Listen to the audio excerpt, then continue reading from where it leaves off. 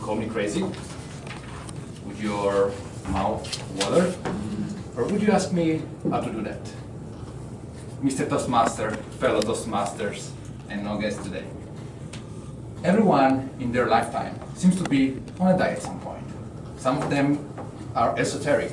Some of them we can understand and they're backed by science. And I think that we should take everything with a grain of salt. Since I was very little, I've been a chubby child. I managed to lose 40 pounds when I was 12 years old, but I struggled to get rid of my belly fat, my visceral fat. From the start of this year, I had a resolution in mind. I wanted to get rid and tackle this body fat.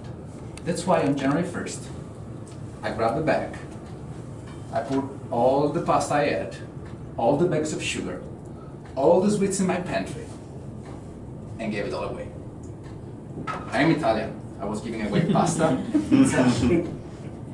My espressos in the morning get 3 teaspoons of sugar.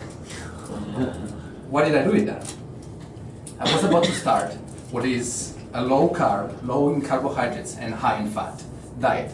Some of you may know it as a ketogenic diet. When I was researching this diet at the beginning of the year, there were lots of benefits listed, but 2 really caught my attention. One of these was the weight loss, which was supposed to be fast, almost a magical diet, you would say, and would target actually the body fat, the one that you have on your abdomen, and the health benefits. We were cutting sugars. Everybody knows that sugars are bad, right? The diet that we are supposed to follow, the dietary guidelines from the US mainly, they tell us that we have to eat 60% from carbohydrates and the rest moderate in protein and a little bit of fat. We are all bombarded from low-fat food, low-fat diet, and because they are telling us fat make you fat. But do we know what's the story behind these dietary guidelines? Do you know why they tell us so? Turns out that in the 1950s, a doctor named Ansel Keys came out with a study that was plotting on a graph the ratio between the fat consumed by people and the heart disease that they were having. The result is clear, right? The more fat you eat, the more you are at risk of heart diseases. Everything was great. Dr. Ansel Keys reached the cover of Time magazine. It was the discovery of the century. A couple of years afterwards, 3 scientists, and you can find their names with their 3 books on the cheat sheet that they have in front of you, actually discovered that Ansel Keys cherry-picked all the data in order to support his thesis. On the left, that's his study.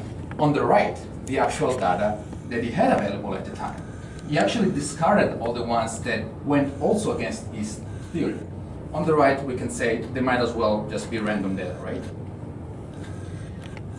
These scientists tell us also that it didn't take into account factors such as smoking, that they can totally play a factor in heart diseases. Am I saying that you can eat all the fat you want? I say yes, but why can you eat all the fat you want? It's not just that you can start eating fat without caring about it. The moment that you eliminate all the carbohydrates from your body, what happens is that the only energy storage that you have are the one on your belly, are all the energy stores, the one that your body saves for emergencies. The moment you cut carbohydrates, there you go. The only thing that the body can do is access those storage. I'm saying that you eat fat to lose fat. That's kind of counterintuitive. But you have to know that our body is an amazing machine and can just change its mechanism just like that. What I said is that not all the people are on this diet because of the weight loss. They are on this diet also because of the main benefit, which is also the health benefits. It has been found that sugar has the same response as the brain as cocaine. And as we said in the very beginning, we are cutting carbohydrates. Carbohydrates is just another name for glucose or for sugars. Whenever you eat pasta or pizza or grain or rice, you name it, the moment that it enters your bloodstream, your body is just going to treat it just like sugar. No difference whatsoever. And why is it bad? When you eat sugar, the insulin hormone, the one that is just makes you excited goes up. And when it goes up, it creates an intense circle of cravings that tells you, even if you're full, eat more, I want more, I want more. It's like a drug, it's an addiction.